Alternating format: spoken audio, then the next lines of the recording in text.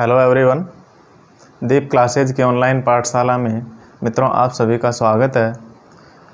मित्रों, पिछली क्लास में हम विश्व भूगोल की जो सीरीज चल रही थी उसमें महाद्वीप एवं महासागरों की उत्पत्ति से संबंधित सिद्धांतों के बारे में चर्चा कर रहे थे। उसी कड़ी में हम आगे आज हमारा जो टॉपिक है महाद्वीप एवं महासागरों से की उत्पत्ति से संबंधित प्लेट विवर्तनिकी सिद्धांत, उसके बारे में विस्तार से चर्चा करेंगे। इससे पहले हमने चतुष्फलक परिकल्पना, वायव्य न्यायिका परिकल्पना एवं मैं इसकी वेगनर के महाद्वीपीय विस्थापन सिद्धांत के बारे में चर्चा की थी। आज हमारा टॉपिक यह है प्लेट विवर्तनिकी। प्लेट विवर्तनिकी सिद्धांत क्या है और यह किसके द्वारा प्रतिपादित किया गया, इसका शाब्दिक अर्थ क्या है, यह शब्द किसके द्वारा दिया गया है, इन सभी के बारे में हम विस्तार से चर्चा करेंगे। मित्रों, प्लेट विवर्तनिकी सबसे पहले तो हमें इन शब्दों के बारे में जानकारी होनी चाहिए कि जो ये प्लेट और विवर्तनिकी शब्द है, प्लेट शब्द का शाब्दिक अर्थ क्या है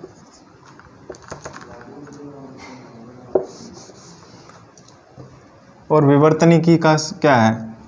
प्लेट शब्द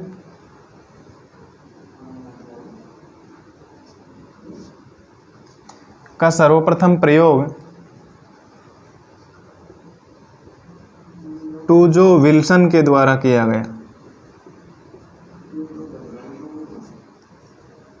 प्लेट शब्द का सर्वप्रथम प्रयोग टूजो विल्सन के द्वारा किया गया एवं स्थल खंड के दृढ़ भूखंड को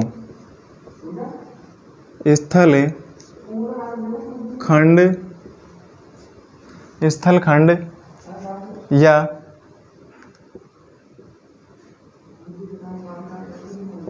दृढ़ भूभागों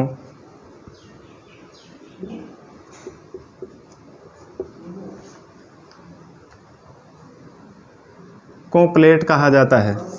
स्थल खंड के कठोर भूभाग या दृढ़ भूभागों को प्लेट कहा जाता है, या फिर जो स्थल भाग है, स्थल भाग के कठोर चट्टानी भाग हैं उसको प्लेट कहा जाता है। इसकी मोटाई लगभग कितनी होती है, 100 किलोमीटर मानी गई है। ठीक है। और प्लेटों के पार्श्वों पर या किनारों पर होने वाली हलचल क्या कहलाती है, विवर्तनिकी कहलाती है। ठीक है, वापस एक बार रिपीट कर देता हूँ। प्लेट शब्द का सर्वप्रथम प्रयोग टूजो विल्सन के द्वारा किया गया। स्थल भागों के दृढ़ भूखंडों को ही प्लेट कहा जाता है तथा इन दृढ़ भूखंडों के किनारों पर होने वाली हलचल वो क्या कहलाती है, विवर्तनिकी कहलाती है। ठीक है। तो प्लेट विवर्तनिकी मतलब दृढ़ भूभागों के किनारों पर होने वाली हलचल ही प्लेट विवर्तनिकी कहलाती है। पृथ्वी पर वर्तमान में महाद्वीप और महासागर आंतरिक हलचल और स्थलाकृतियों के निर्माण के लिए सर्वाधिक जो मान्य सिद्धांत है वह कौन सा सिद्धांत है, प्लेट विवर्तनिकी सिद्धांत है। वर्तमान में वापस कि पृथ्वी पर वर्तमान में महाद्वीप और महासागरों एवं आंतरिक हलचल महाद्वीप एवं महासागरों की आंतरिक हलचल एवं स्थलाकृतियों के निर्माण के लिए वर्तमान में सर्वाधिक मान्य सिद्धांत माना गया है प्लेट विवर्तनिकी सिद्धांत। ठीक है। इस सिद्धांत के प्रतिपादक या यह सिद्धांत सर्वप्रथम हैरी हेस ने दिया था। ठीक है। जबकि मूल सिद्धांत 1962 ईस्वी में मॉर्गन के द्वारा दिया गया था। ठीक है मित्रों, 1962 कई बुक्स में 1967 भी है, 1962 और 67 ध्यान रखें, दोनों में से ही है। 1962 भी दे रखा है बुक में, 1967 भी दे रखा है। तो इस सिद्धांत का सबसे पहले प्रतिपादन हैरी हेस ने किया था, जब मूल सिद्धांत मॉर्गन ने 1967 ईस्वी में दिया था। ठीक है। वर्तमान में उपयोगी यह प्लेट शब्द टूजो विल्सन के अनुसार एक दृढ़ भूखंड जो कि 100 किलोमीटर की गहराई तक माना गया है। ठीक है, अब ये स्थलखंड क्या है, इसकी भी परिभाषा हमें पता होना चाहिए कि हमें दृढ़ भूखंडों को ही प्लेट कहा जाता है, लेकिन स्थल क्या है? स्थल क्रस्ट की निचली परत और मेंटल की ऊपरी सतह के दृढ़ भूभाग को ही क्या कहा जाता है? क्रस्ट और मेंटल, क्रस्ट की निचली परत, मेंटल की ऊपरी परत के संयुक्त भाग को ही स्थलमंडल कहा जाता है और स्थलमंडल के कठोर भाग को ही प्लेट कहा जाता है। ठीक है, तो यहाँ तक आपको समझ में आ गई होगी ये बात है। मित्रों, सामान्यतः इन प्लेटों की मोटाई, प्लेट की मोटाई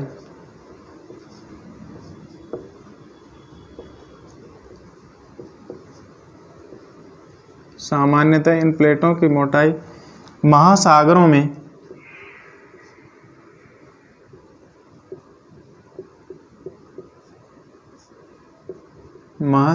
में कितनी मानी जाती है? 5 से 100 किलोमीटर तक, जबकि महाद्वीपों में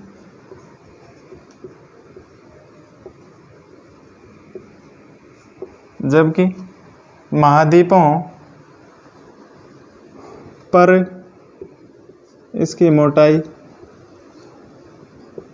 कितनी मानी जाती है? 200 किलोमीटर तक।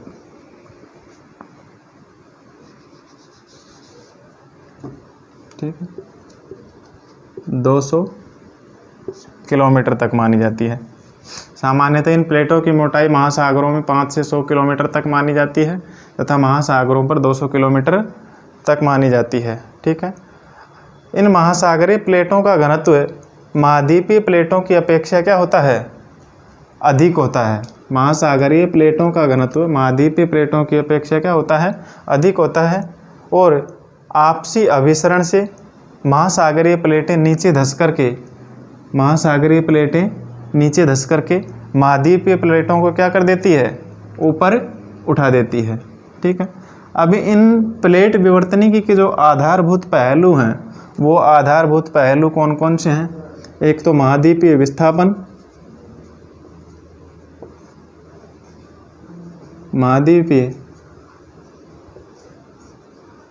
विस्थापन, ठीक है, और दूसरा पहलू है महासागरीय तली का विस्तारण, महासागरीय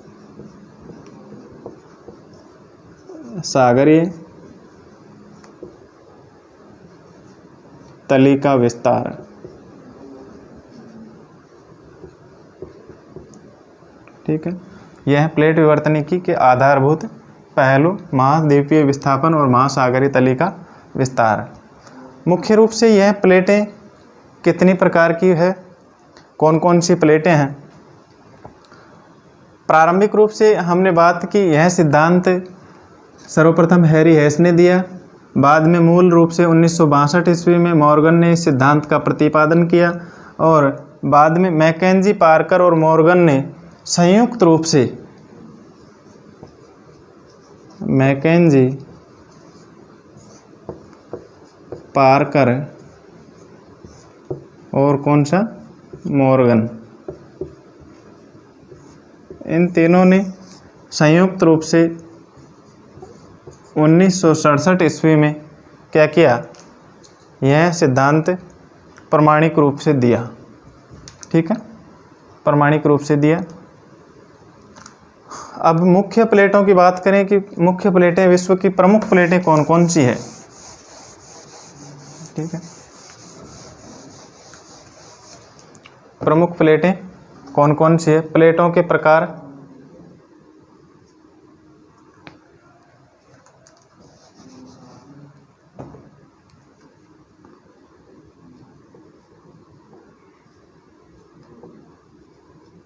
प्लेटों के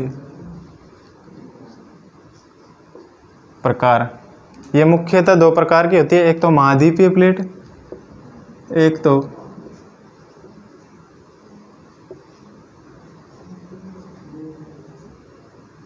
महाद्वीपीय प्लेट और दूसरी होती है महासागरीय प्लेट।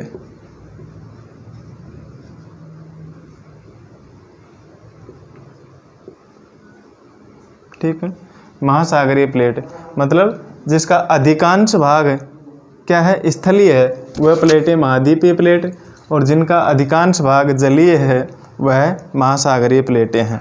अब विश्व की प्रमुख प्लेटें कौन कौन सी हैं? विश्व की प्रमुख प्लेटें कौन कौन सी है? ठीक है, तो प्रमुख प्लेटें विश्व की है, देखिए पहली प्लेट अंटार्कटिक प्लेट,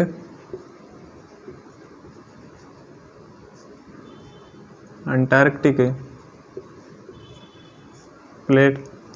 दूसरी उत्तरी अमेरिकन प्लेट।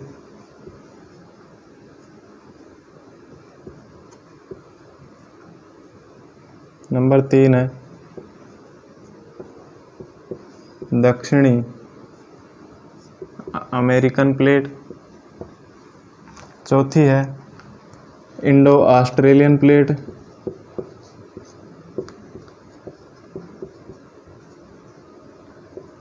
इंडो ऑस्ट्रेलियन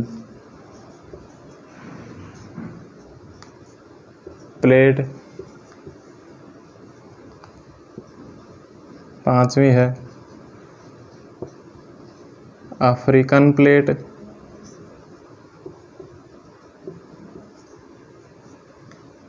छठी है यूरेशियन प्लेट।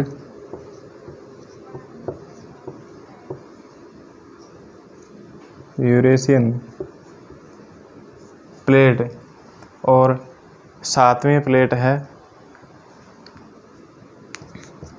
प्रशांत महासागरीय प्लेट। कौन सी है? प्रशांत महासागरीय प्लेट।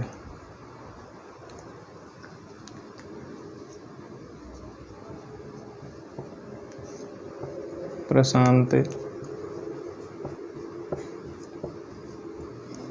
महासागरीय प्लेट। देखिए मित्रों, हम एक बार इन सभी 7 मुख्य प्लेटों को मानचित्र पर देख लेते हैं, कौन सी प्लेट कहाँ पर विस्तृत है। देखिए मित्रों, इन 7 मुख्य प्लेटों को हम एक बार विश्व के मैप पर देख लेते हैं, कौन सी प्लेट कहाँ पर विस्तृत है। तो सबसे पहली प्लेट है, पहली प्लेट देखते हैं हम यूरेशियन प्लेट। यूरेशियन प्लेट यहाँ पर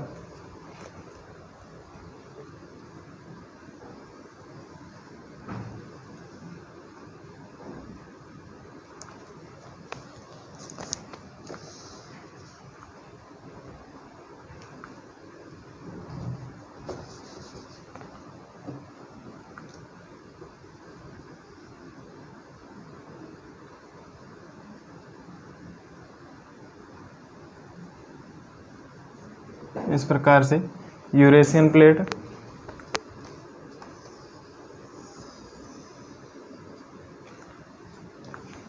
उसके बाद में है यूरेशियन प्लेट के बाद में अफ्रीकन प्लेट।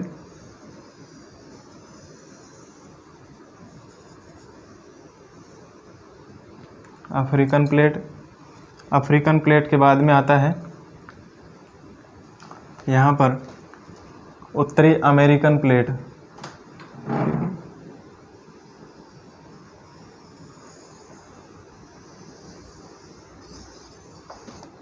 उत्तरी अमेरिकन प्लेट। फिर आती है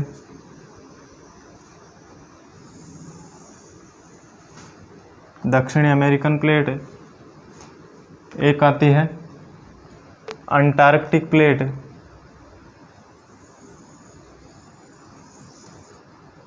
ये है अंटार्कटिक प्लेट नीचे।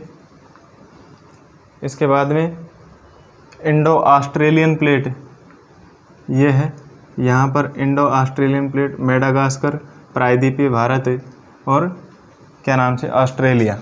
ठीक है, ऑस्ट्रेलिया और छोटे द्वीपीय देश, इस प्रकार से। ठीक है,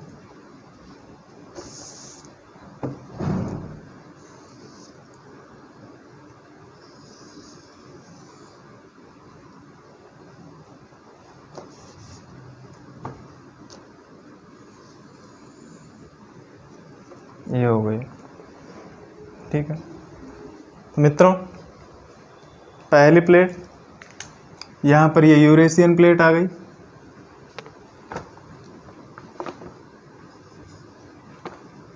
चला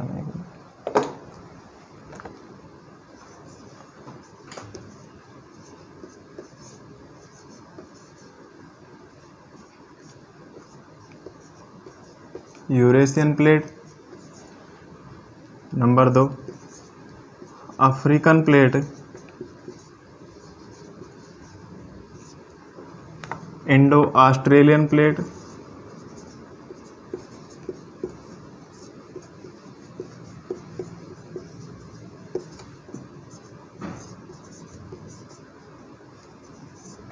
इंडो ऑस्ट्रेलियन प्लेट, इधर दक्षिण अमेरिकन प्लेट,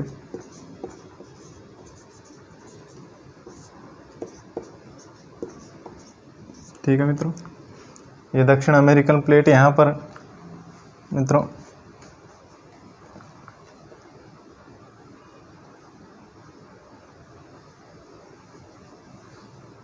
ठीक है, इस प्रकार से। फिर है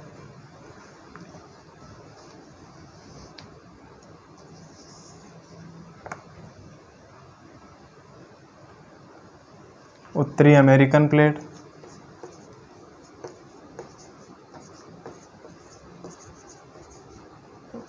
उत्तरी अमेरिकन प्लेट। ठीक है,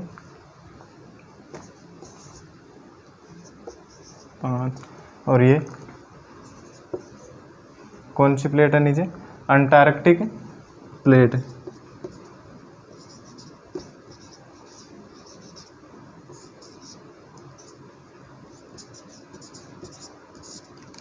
अंटार्कटिक प्लेट। और 7वीं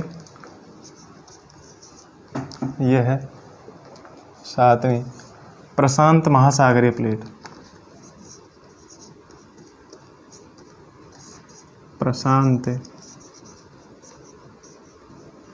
महासागरीय प्लेट। ठीक है मित्रों, इस प्रकार से ये है मुख्य प्लेटें, जो कि कितनी है? 7 मुख्य प्लेटें हैं और 20 वैसे गौण प्लेटें कई प्रकार की है, लेकिन कुछ गौण प्लेटें भी है जो मुख्य रूप से जानी जाती है, जैसे कि कोकोस प्लेट प्रशांत महासागर और मध्य अमेरिका के पास में है यहाँ पर। ठीक है, यहाँ पर इस भाग पर कोकोस प्लेट है। ठीक है, कोकोस प्लेट प्रशांत महासागर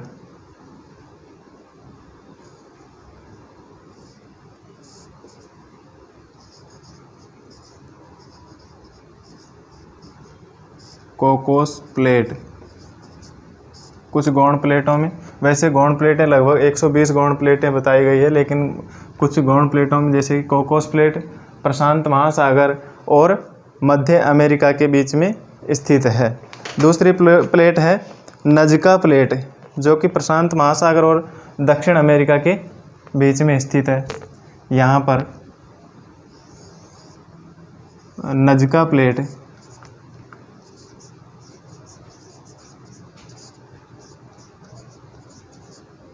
नजका प्लेट प्रशांत महासागर और दक्षिण अमेरिका के बीच में स्थित है। ठीक है, नजका प्लेट। इसके बाद में तीसरी गौण प्लेट है कैरेबियन प्लेट, जो कैरेबियन प्लेट, यह गौण प्लेट कहाँ पर पाई जाती है? अंध महासागर और एशिया के मध्य। कैरेबियन प्लेट अंध महासागर और एशिया के मध्य। ठीक है, सॉरी मित्रों, अंध महासागर और पश्चिमी द्वीप समूह के बीच में स्थित है। कहाँ पर? पश्चिमी द्वीप समूह के बीच में, यहाँ पर कैरेबियाई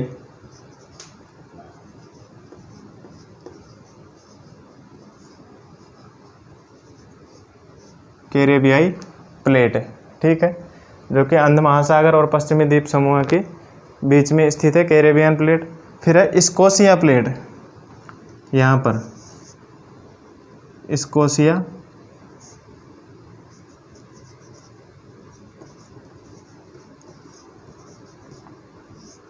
स्कोशिया प्लेट।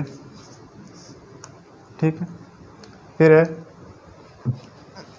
स्कोशिया प्लेट के बाद अरेबियन प्लेट, जो कि अफ्रीकन प्लेट और इंडो ऑस्ट्रेलियन प्लेट के बीच में स्थित है। अरेबियन प्लेट यहाँ पर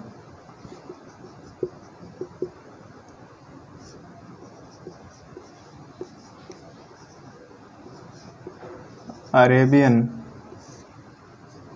प्लेट, जो कि अफ्रीकन प्लेट और इंडो ऑस्ट्रेलियन प्लेट के बीच में स्थित है। फिर है फ्यूजी प्लेट, जो कि ऑस्ट्रेलिया के उत्तर पूर्व में स्थित है। यहाँ पर ऑस्ट्रेलिया के उत्तर पूर्व में स्थित है।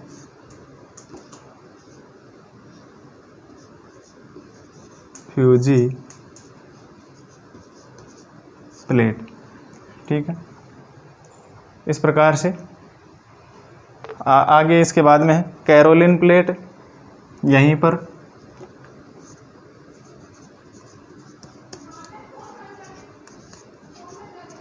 कैरोलिन प्लेट है।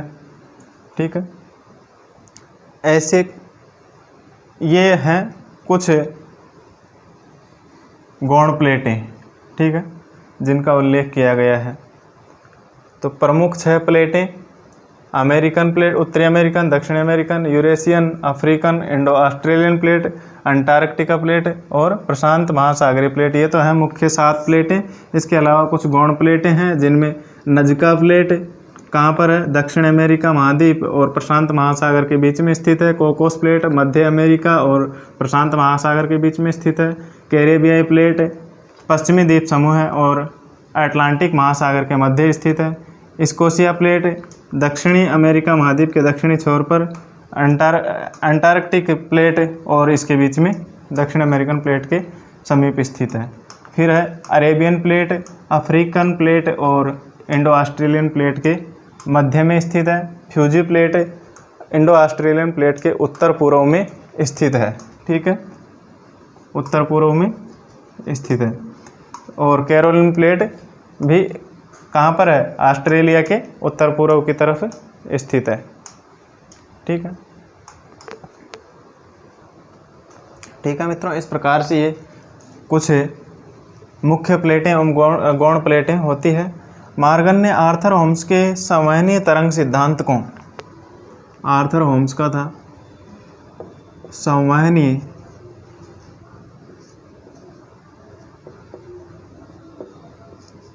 तरंग सिद्धांत,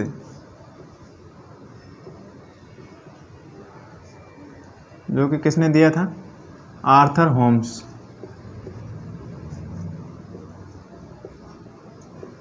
ठीक है, तो आर्थर होम्स के संवहनीय तरंग सिद्धांत को महत्व देते हुए मॉर्गन ने यह माना कि क्रस्ट की यह प्लेटें क्या हो रही है? मेंटल के मैग्मा पर तैर रही है। मेंटल के मैग्मा पर, मेंटल के मैग्मा पर तैर रही है। क्रस्ट की प्लेटें मेंटल के मैग्मा पर तैर रही है और मैग्मा के संवहनीय तरंगों के माध्यम से, मैग्मा के संवहनीय तरंगों के माध्यम से क्या हो रहा है? इनमें संचलन होता है।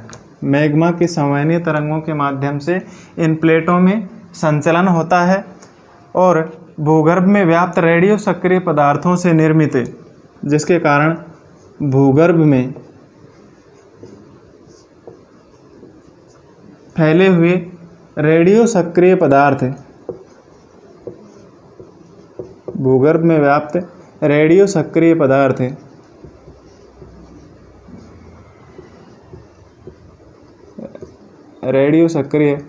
पदार्थ से निर्मित हॉट प्लेटें मैग्मा में संवहनीय तरंगें उत्पन्न करती है। ठीक है, भूगर्भ में व्याप्त रेडियो सक्रिय पदार्थ से निर्मित हॉट प्लेटें मैग्मा में संवहनीय तरंगें उत्पन्न करती है, जिसके आधार पर 3 प्रकार के प्लेट किनारे विकसित होते हैं, निर्मित होते हैं। ठीक है, जिनके आधार पर 3 प्रकार के प्लेट किनारे निर्मित होते हैं। प्लेट किनारे, ठीक है, 3 प्रकार के प्लेट किनारे निर्मित होते हैं। सबसे पहला अभिसारी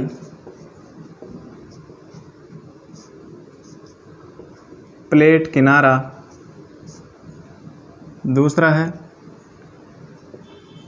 अपसारी प्लेट किनारा, और नंबर 3 है पारवर्ती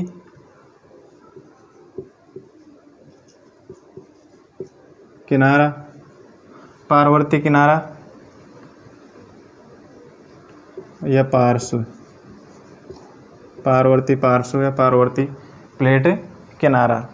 ठीक है, अब इनके बारे में मित्रों हम एक एक करके इनकी विस्तार से चर्चा करेंगे। सबसे पहले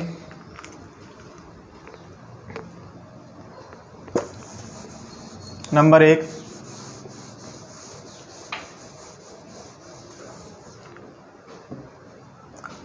अभिसारी प्लेट किनारा।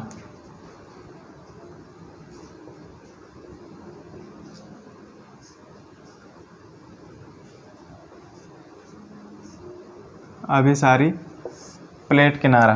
ठीक है मित्रों, देखिए मित्रों, अभिसारी प्लेट किनारा क्या है? जिन पार्श्वों पर प्लेटें दो प्लेटें एक दूसरे की ओर गति करती है, जिन पार्श्वों पर 2 प्लेटें एक दूसरे की ओर गति करती है। ठीक है, देखिए जैसे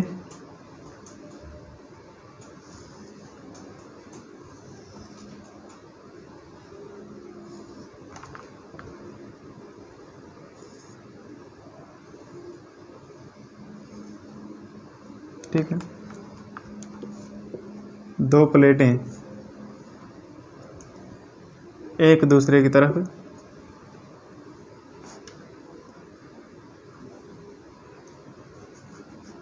गति करती है। ठीक है, उन्हें अभिसारी पार्श्व कहते हैं। ठीक है, दोनों प्लेटें क्या कर रही है?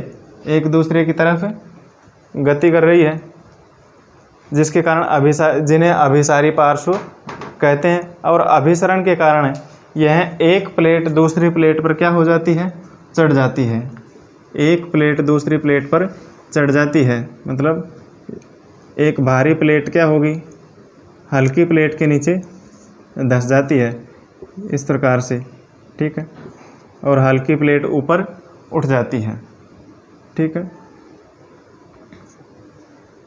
इस प्रकार से तो आपस में एक दूसरे की तरफ गति करने से जो प्लेटों का किनारा विकसित होता है वो अभिसारी प्लेट किनारा, जिसमें एक प्लेट दूसरी प्लेट के ऊपर धंस जाती है, अर्थात भारी प्लेट नीचे धंस जाती है और हल्की प्लेट ऊपर उठ जाती है। ठीक है, अब ये जो नीचे धंसी हुई प्लेट है, जो प्लेट का धंसाव होता है, अवतलन होता है यहाँ पर। ठीक है, ये धंसाव होता है, ये प्लेट नीचे धंसती है। इसके कारण यह नीचे हुई प्लेट, धंसी हुई प्लेट ताप एवं दाब के कारण, ताप एवं दाब के कारण क्या हो जाती है? मैग्मा में बदल जाती है। दाब के कारण नीचे धंसी प्लेट किस में बदल जाती है? मैग्मा के रूप में बदल जाती है।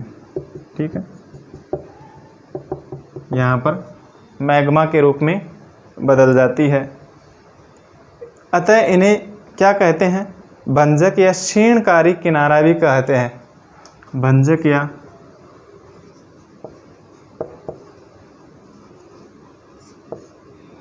क्षीणकारी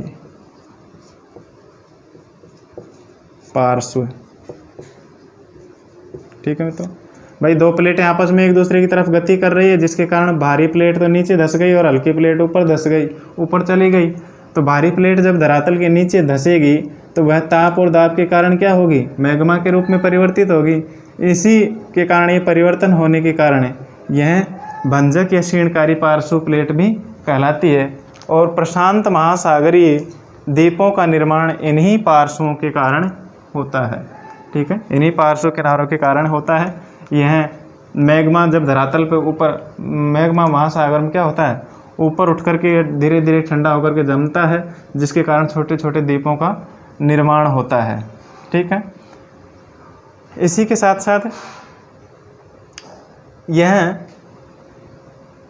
जब एक दूसरे के करीब आकर के आपस में टकराती है और टकराने से ये जो अधिक घनत्व वाली प्लेट नीचे धंस गई और भारी कम घनत्व वाली प्लेट ऊपर चले जाने से इनमें विध्वंसात्मक किनारा, क्षीणकारी पार्श्व किनारा उत्पन्न हो जाता है, जो कि इसके परिणाम स्वरूप महासागरीय द्वीपों का निर्माण होता है।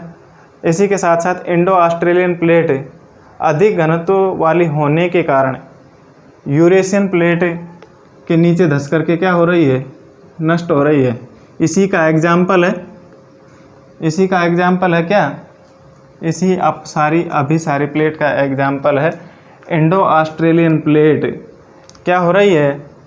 अधिक घनत्व की होने के कारण यूरेशियन प्लेट के नीचे धंस रही है। ठीक है, यूरेशियन प्लेट के नीचे धंस रही है और नीचे धंस करके नष्ट हो रही है। इसी कारण यूरेशियन प्लेट को यूपर की ओर उठाते हुए महाद्वीपीय अभिसरण मतलब दोनों ही प्लेटें कौन सी है? महाद्वीपीय। यूरेशियन प्लेट भी महाद्वीपीय प्लेट है और इंडो ऑस्ट्रेलियन प्लेट भी क्या है? महाद्वीपीय प्लेट है। तो इन दोनों के अभिसरण के कारण क्या हो रहा है? हिमालय सहित मध्य महाद्वीपीय पर्वतक्रम का निर्धारण होता है। ठीक है, तो इसी के अभिसरण के कारण हिमालय पर्वत की क्या हो रही है? निरंतर वृद्धि हो रही है। वर्तमान में भी हिमालय पर्वत क्या है? ऊपर उठ रहा है, जो कि किसके परिणाम स्वरूप? इन्हीं इंडो ऑस्ट्रेलियन प्लेट का यूरेशियन प्लेट के नीचे धंसने के कारण प्लेटें आपस में एक दूसरे की तरफ गतिशील है और गतिशील होने के कारण यूरेशियन प्लेट को धीरे से धीरे क्या कर रही है? इंडो ऑस्ट्रेलियन प्लेट के दबाव के कारण वह ऊपर उठ रही है, जिससे यह पर्वत श्रेणी निरंतर क्या हो कर रही है? वृद्धि कर रही है। इसी के साथ भारत का विशाल मैदान जो उत्तर पूर्व की ओर खिसकते हुए निरंतर क्या होता जा रहा है? कम होता जा रहा है।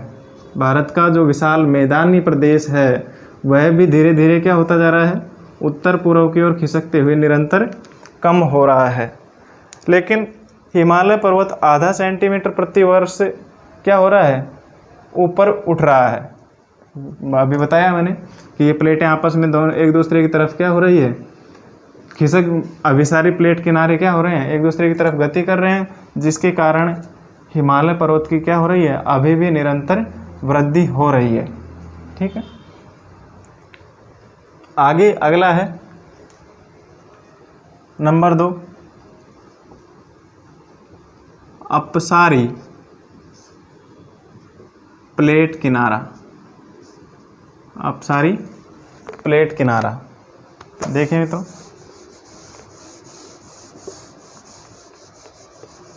अपसारी प्लेट किनारा क्या है?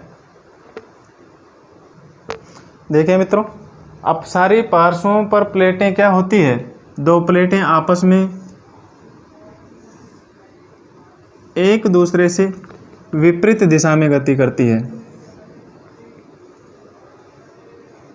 दो पार्श्व किनारे प्लेटें आपस में एक दूसरे के विपरीत दिशा में गति कर रही है, गति करती है, इन्हें अपसारी किनारा कहा जाता है। मतलब दो प्लेटें जो आपस में एक दूसरे के विपरीत दिशा में गति करती है उन्हें अपसारी या रचनात्मक किनारा कहा जाता है। अपसारी प्लेट या रचनात्मक प्लेट किनारा कहते हैं। ठीक है, अब किस प्रकार से ये रचनात्मक किनारा कैसे कहलाता है? जैसे कि दो प्लेटें आपस में एक दूसरे से विपरीत दिशा में गति करेगी तो मध्य में नवीन स्थलखंड का निर्माण होता है। ठीक है, इसे संवर्धनकारी पार्श्व भी कहते हैं। ठीक है, इस प्रकार के किनारों से अटलांटिक महासागर में क्या हुआ है? इस प्रकार के किनारे से अटलांटिक महासागर में नवीन स्थलखंड का निर्माण हुआ। उत्तरी अमेरिकन प्लेट यूरेशियन प्लेट से तथा दक्षिणी अमेरिकन प्लेट अफ्रीकन प्लेट से दूर हो जाने के कारण क्या है, यह अपसारी किनारा बनाते हैं। भाई जो चारों महाद्वीप हैं, उत्तरी अमेरिका महाद्वीप, दक्षिणी अमेरिका महाद्वीप, यूरेशियन प्लेट और अफ्रीकन प्लेट, ये चारों अलग अलग होने से नवीन स्थलखंड अटलांटिक महासागर एक नवीन स्थलखंड का निर्माण होता है। ठीक है, और इसी के कारण, इन्हीं पार्श्वों के हलचल के कारण 14 नवंबर 1963 को एक सर्ट से द्वीप का निर्माण भी हुआ है। सर्ट से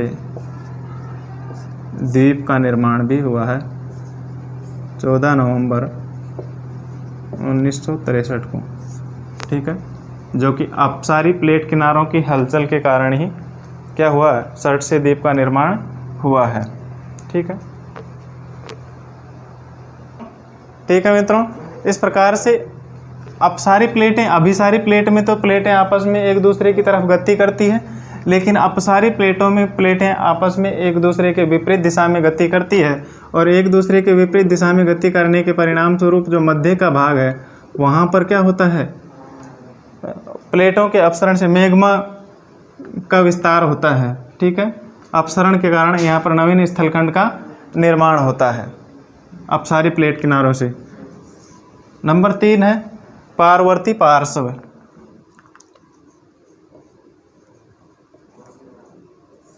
पारवर्ती पार्श्व या किनारे। ठीक है, इस प्रकार के किनारों में, ठीक है, यह संरक्षी किनारा भी कहा जाता है। इस प्रकार के किनारों में क्या होता है, दो प्लेटें, जैसे कि दो प्लेटें ए और बी प्लेट है। ठीक है, ठीक है, अब इसमें इस प्रकार से ये प्लेटें आपस में एक दूसरे के विपरीत दिशा में गति करती है।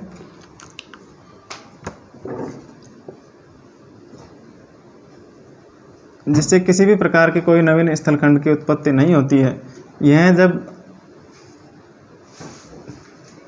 एक दूसरे के विपरीत दिशा में गति करती है, इस प्रकार से ए प्लेट और बी प्लेट आपस में एक दूसरे की विपरीत दिशा में गति करने से यहाँ पर क्या होता है, भ्रंश, किनारे, इनके किनारे टकरा जाते हैं कभी कभी। ठीक है,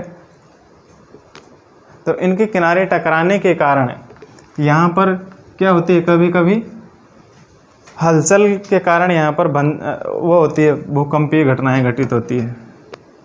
ठीक है, कंपन होता है इस स्थान पर। ठीक है, तो भूकंप